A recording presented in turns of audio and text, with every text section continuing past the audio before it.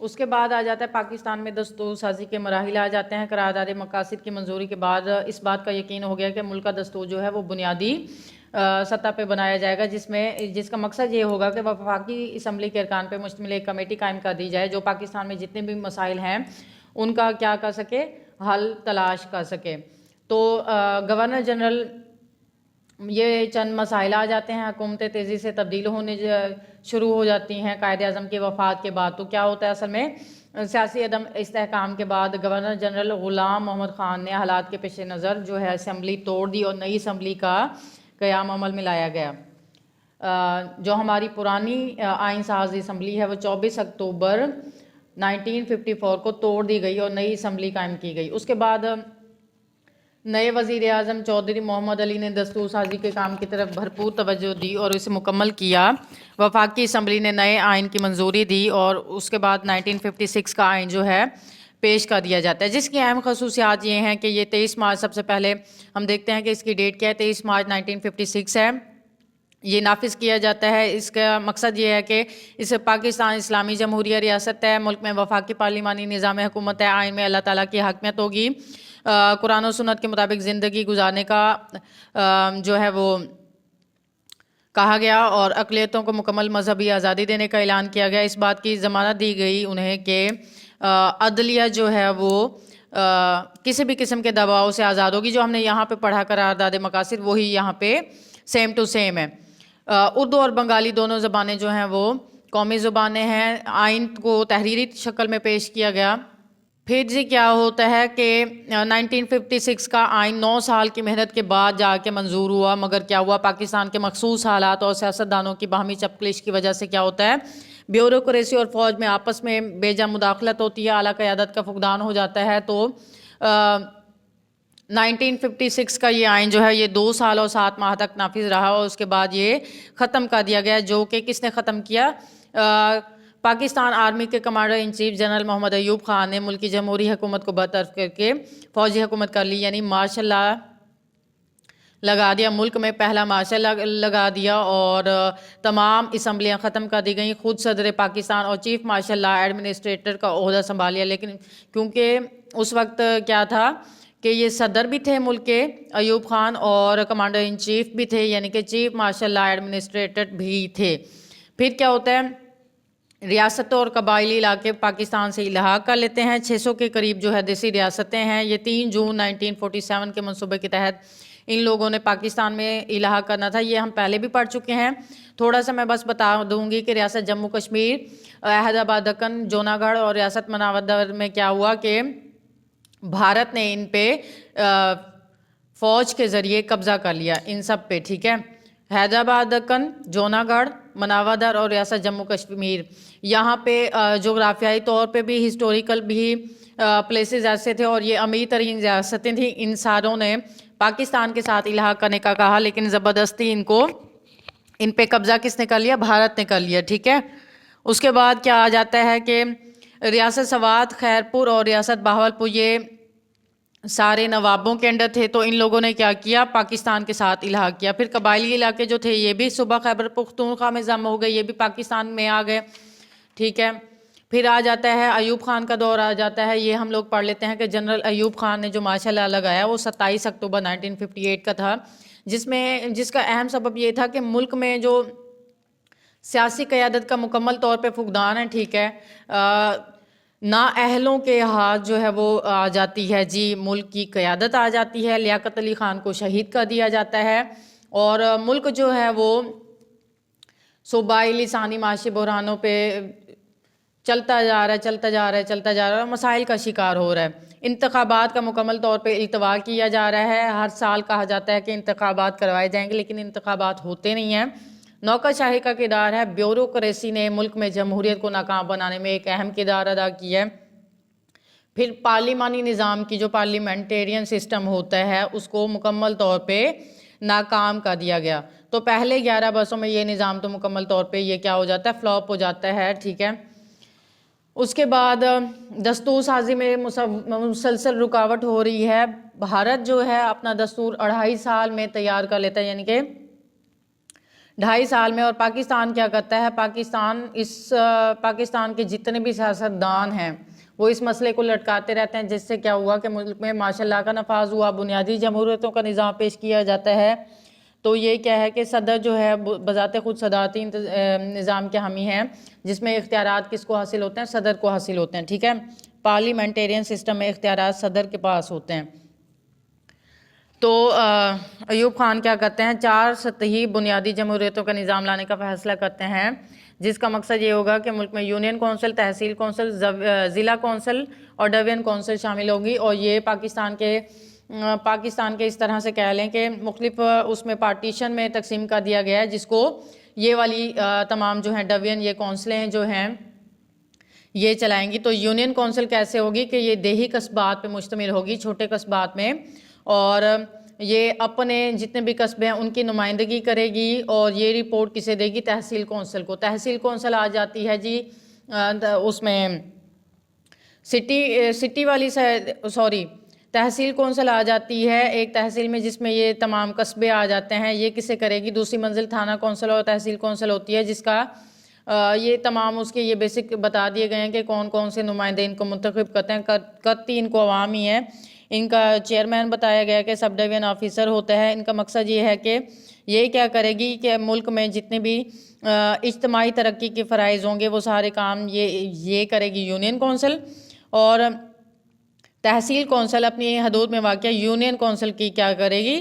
نگرانی کرے گی اور ان کی سرگرمیوں کو بمقصد بنائے گی. یعنی یونین کونسل کی نگرانی تحصیل کونسل کرے گی. اس کے بعد ضلعی کونسل آ جاتی ہے. یہ تیسری اہم منزل ہے. یہ کیا کرے گی کہ یونین کونسل اور ٹاؤن کمیٹیاں اور یونین کمیٹیاں جو ہیں یہ ان کو کیا کہتے ہیں؟ ضلع کونسل دیکھے گی، ان کے کاموں کو دیکھے گی کہ وہ اپنا کام ایمانداری سے کر رہے ہیں کہ نہیں. تو ضلع کا ڈپٹی کمشنر یا کلیکٹر کیا ہوگا؟ ضلع کونسل کا چیئرمین ہوگا. اس کے بعد ڈوین کی سطح پہ آ جاتے ہیں.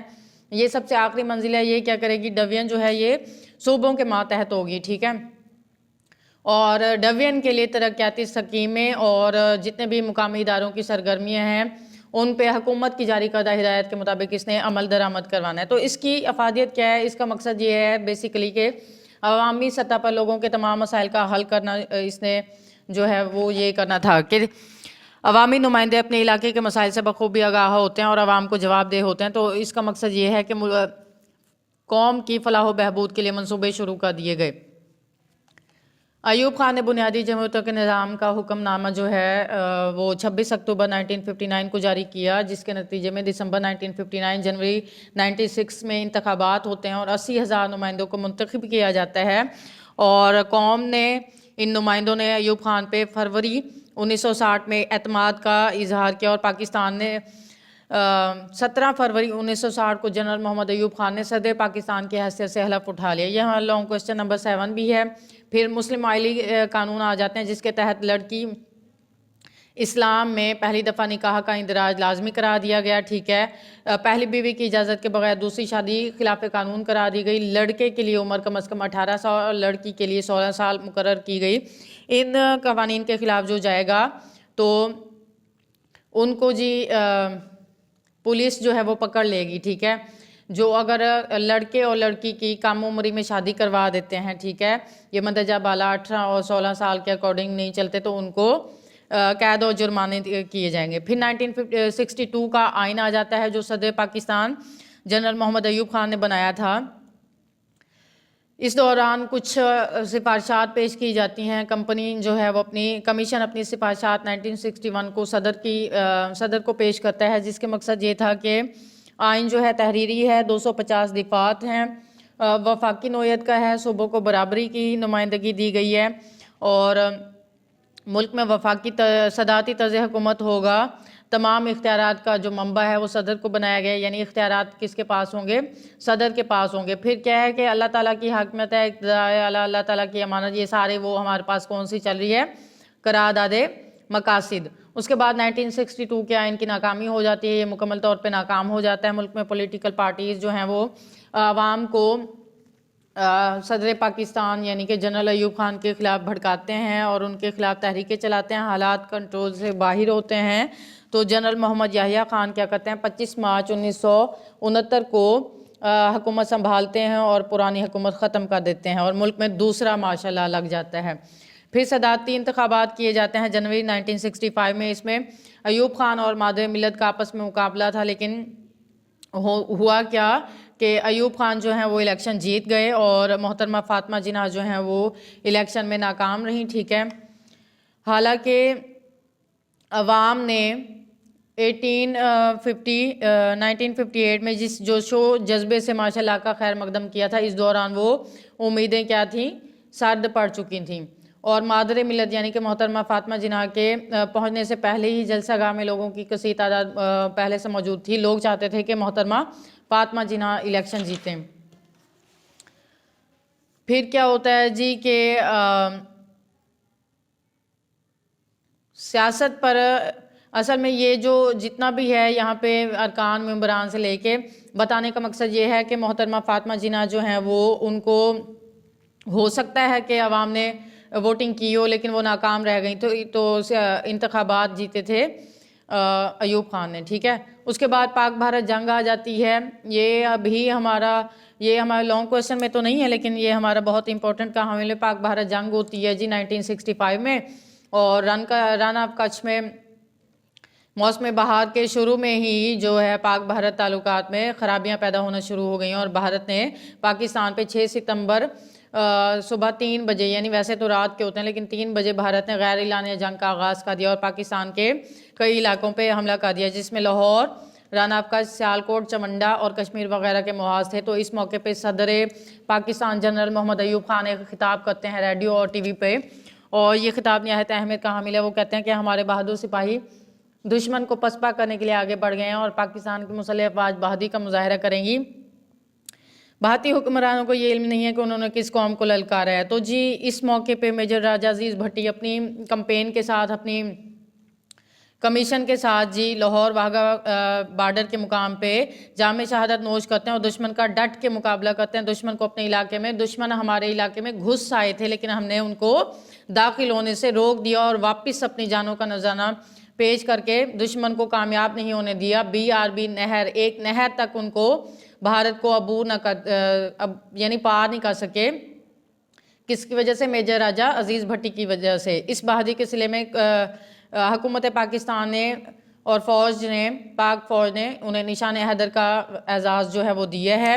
چونڈا کا مقام بھارتی ٹینکوں کے جو ہے کیا کہتے ہیں قبرستان بن چکا تھا. ٹھیک ہے، اس کے بعد ہمارے پاس ہمارے غازی آتے ہیں، MM عالم آتے ہیں. ان کا نام ہمیشہ کے لیے تاریخ میں رقم اس وجہ سے ہوتا ہے کہ انہوں نے بھارت کے 5 ہنٹر طیارے جو ہیں اپنے سائبر طیارے سے تباہ کیے. تو صرف 45 سیکنڈ میں آئی گیس 1 منٹ سے بھی کم وقت میں 45 سیکنڈ میں انہوں نے بھارت کے 5 ہنٹر جہاز جو ہیں وہ تباہ کر دیے تھے. ٹھیک ہے، اور اس کے بعد اوبیسلی پاکستان کو بھی فوجی جوانوں نے کیا ہوتا ہے جام شہادت نوش کیا. پاکستان کو فوج میں جانی نقصان ہوا. ٹھیک ہے، مالی نقصان بہت کم ہوا لیکن جانی نقصان ہوا. لیکن ہم نے یہ مکمل طور پہ جنگ جو ہے ناکام کر دی گئی. اس کے اثرات کیا تھے، ہم کس وجہ سے کامیاب ہوئے جی؟ Obviously Pakistan army, Pakistan air force, Pakistan بحریہ تو ہے ہی ہے، لیکن پاکستان کی عوام نے صدر پاکستان کی اپیل پہ دل کھول کر چندہ دیا اور فوج میں بھرتیاں ہوئیں. ٹھیک ہے، اس کے ساتھ ساتھ یعنی کہ جوش و جذبہ جو ہے پاکستان کے عوام کا دیکھنے والا تھا. ٹھیک ہے، ہر سال 6 ستمبر کو یوم دفاع کی تقریبات اس وجہ سے منائی جاتی ہیں کہ ہم لوگ دشمن کو یہ بتا دیں کہ تمام سچے جذبے آج بھی وطن کے لیے. اس وقت بھی ہم لوگوں نے جنگ جیتی تھی، اس وقت بھی اگر ہمیں کسی جنگ کا سامنا خدا نخواستہ کرنا پڑتا ہے تو ہم بھارتی فوج کے دانت دوبارہ سے کھٹے کر سکتے ہیں. معاشی ترقی کی رفتار 7% ہے. زرعی شعبے پہ توجہ دی جا رہی ہے، صنعتی شعبے پہ توجہ دی جا رہی ہے، تعلیم اور سماجی شعبوں میں بہتری کی جا رہی ہے. تو جنرل محمد ایوب خان کے 5 سالہ جو ترقیاتی منصوبے ہیں یہ بہت اہمیت کے حامل رکھتے ہیں. ڈیٹیل میں نہیں جائیں گے لیکن میں یہ بتا دوں کہ جنرل محمد ایوب خان کا جو دور تھا وہ چاہے ماشاءاللہ لگا کے آئے، چاہے لوگوں کو نہیں پسند تھے، پہلے بہت پسند تھے، اس کے بعد پولیٹیکل پارٹیز نے لوگوں میں جو ہے ان کے خلاف انتقامی کارروائیوں کو بھڑکانا شروع کیا. تو یہ ملک میں ترقی کے لحاظ سے golden period golden period of Pakistan history جو ہے پاکستان کی جو تاریخ میں ایک سنہرے دور کے نام سے مشہور ہے، کہ جتنی بھی ترقیاتی کام ہوئے ہیں، جتنے بھی ہمارے دوسرے اسلامی ممالک سے تعلقات ہیں، جنگیں ہیں، جو بھی ہیں، اس میں ہم نے کیا کی ہیں، کامیابیاں حاصل کی ہیں۔ اس کے بعد یحییٰ خان کا دور حکومت آتا ہے، تو یحییٰ خان کا دور حکومت میں کیا ہوتا ہے جی، پاکستان پیپلز پارٹی کی بنیاد رکھی جاتی ہے، معاہدہ تاشکند کیا جاتا ہے، اور یہاں پہ جو ہمارے پاس سب سے پہلے محترمہ فاطمہ جناح کو شکست ہوتی ہے، تو عوام کے دل میں آلریڈی کن کے خلاف نفرت ہے، ٹھیک ہے، ایوب خان کے خلاف بھی نفرت ہے، ٹھیک ہے، اس کے بعد یحییٰ خان کے بھی خلاف بھی نفرت ہے۔ گول میز کانفرنسیں بلائی جاتی ہیں، لیکن وہ کیا ہوتی ہیں، ناکام رہتی ہیں۔ یحییٰ خان ملک کی صورتحال کو چلانے کے لیے پوری مکمل طور پہ آگاہ تھے، لہٰذا ملک کی باغ دوڑ جو ہے سیاسی قائدین کے حوالے کرنے کے لیے ملک میں 5 اکتوبر 1970 کو عام انتخابات کیے جاتے ہیں، اور اس میں کیا ہوتا ہے کہ لیگل فریم ورک آرڈر پیش کیا جاتا ہے۔ اس کا یہ ہے کہ یہ چاہے جتنا بھی ہو، لیکن میرے خیال سے یہ ناکام ہوا، کیونکہ اس میں اس طرح سے ہوا کہ مسلمانوں اور بنگلہ دیشیوں کے خلاف آپس میں نفرتیں ہی بڑھی تھیں، ٹھیک ہے، اور اس میں اہم کردار ہندو بھی ادا کر رہے تھے، اور ہماری پولیٹیکل پارٹیز بھی کر رہی تھیں، جو کہ چاہتے تھے کہ پاکستان کو ڈیوائیڈ کر دیا جائے 2 حصوں میں، ایک بنگلہ دیش ہو، ایک پاکستان ہو، ٹھیک ہے۔ مغربی پاکستان سے 1 یونٹ کا خاتمہ کر دیا گیا اور 4 صوبے بحال کر دیے گئے۔ عوام جو ہے انتخابات کے لیے براہ راست ووٹ ڈال سکتے ہیں۔ 21 سال جو ہے عوام کے لیے رائے دہی کے لیے عمر مقرر کی جاتی ہے۔ صوبوں کے درمیان قومی اسمبلی کی سیٹوں کو برابر تقسیم کرنے کا فیصلہ کیا جاتا ہے۔ قومی اسمبلی کی کل نشستوں کی تعداد 313 کر دی جاتی ہے۔ انتخابات لڑنے کے لیے جو الیکشن میں جو کھڑا ہوگا امیدوار، اس کی کم از کم عمر 25 سال ہوگی۔ اگر نئی قومی اسمبلی 120 دنوں کے اندر نیا آئین بناتی ہے تو اسمبلی ختم کر دی جائے گی۔ پھر وہیں سے وہی آ جاتا ہے کہ اقتدار اعلیٰ کا جو مالک ہے وہ اللہ تعالیٰ ہے۔ پاکستان کا نام اسلامی جمہوریہ پاکستان ہوگا، عدلیہ کو آزادی ہوگی، اقلیتوں کو ان کے بنیادی حقوق کا تحفظ دیا جائے گا، صوبے خود مختار ہوں گے، یہ ساری چیزیں آ جاتی ہیں۔ اگر ہمیں آ جاتا ہے کہ لیگل فریم ورک آرڈر کی اہم نکات بتائیں، تو ہم نے یہاں سے یہاں تک یہ اس کے اہم نکات بتانے ہیں 5، اور اگر ہمیں کہا جاتا ہے کہ اس کی اہمیت بتائیں تو اہمیت اس کی یہ ہے، اور یہ ہم نے پوائنٹ وائز بتانے ہیں، ٹھیک ہے۔ 1970 کے عام انتخابات ہوتے ہیں، جس میں انتخابات میں پاکستان پیپلز پارٹی اور عوامی لیگ جو ہیں یہ جوش و خروش کے ساتھ یہ دونوں حصہ لے رہی ہیں، اور عوام میں بھی بے حد مقبول ہیں۔ پیپلز پارٹی ایک نعرہ لگاتی ہے روٹی کپڑا اور مکان کا، جو کہ عوام میں بہت مقبول ہوا۔ پھر جی ہوتا کیا ہے انتخابات میں، بیسیکلی جو ہے کامیابی کسے ہوتی ہے، مغربی پاکستان میں ہوتی ہے کسے، پاکستان پیپلز پارٹی کو، ٹھیک ہے، اور اس کے بعد مشرقی پاکستان میں جو ہوتی ہے وہ کسے ہوتی ہے، عوامی نیشنل پارٹی کو، ٹھیک ہے۔ اس کے بعد دوسری پارٹیاں جمعیت اسلام اور صوبہ سرحد، یہ اپنے خیبر پختونخوا اور بلوچستان میں ان کو وہ ملتی ہیں سیٹیں، ٹھیک ہے۔ اب یہاں پہ انتخابات آ گئے ہیں کہ ملک میں یہ جیتی تو الگ الگ پارٹیاں ہیں، تو کیوں نہ ملک کو اس طرح سے ڈیوائیڈ کر دیا جائے۔ آپس میں وہ لڑنا شروع ہو گئے تھے۔ بھٹو کہتے تھے، یعنی یہ ایک متھ ہے کہ لوگ کہتے ہیں کہ بھٹو چاہتا تھا کہ اقتدار انہیں ملے، ٹھیک ہے، اور شیخ مجیب الرحمان کہتے تھے کہ اقتدار انہیں ملے۔ تو یہاں پہ کیا ہو گیا ہے، سکوت ڈھاکہ ہو رہا ہے، سرکمسٹانسز ایسے ہو رہے ہیں کہ ملک کو تقسیم کیا جا رہا ہے، ٹھیک ہے۔ یہ بہت ہی اس وقت ایک کیا کہتے ہیں ملکی حالات کے لیے نقصان دہ بات تھی، اور تنظیمیں چلائی جا رہی ہیں، ہندو جو ہیں وہ تنظیمیں چلا رہے ہیں۔ مکتی باہنی نامی ایک تنظیم جو ہے وہ فسادات پھیلانے میں کیا ہو گئی ہے، سرگرم عمل ہو گئی ہے۔ تو جی ہوتا کیا ہے کہ اس وقت یہ دونوں چاہتے ہیں کہ اقتدار انہیں ملے۔ اگر ہم دیکھتے ہیں کہ جس کو ملک کو چلانے کے لیے جس کے پاس دماغ بھی ہے، شخصیت بھی ہے، ہر قسم کی اہلیت بھی ہے، تو وہ ہمارے پاس آتے ہیں بھٹو، ٹھیک ہے۔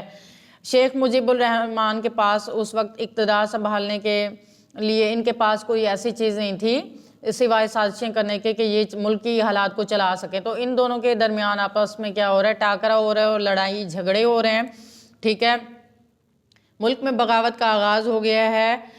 جو بنگلہ دیشی ہیں وہ مسلمانوں کے خلاف ان کے دلوں میں نفرت ہی نفرت تھی۔ ملک میں ایمرجنسی لگا دی گئی ہے، جگہ جگہ امن و امان کی صورتحال خراب تر ہوتی جا رہی ہے، اور کیا ہوتا ہے کہ یہ تمام اسباب ہوتے جا رہے ہیں کس کے؟ مشرقی پاکستان کی علیحدگی کے بارے میں، ٹھیک ہے۔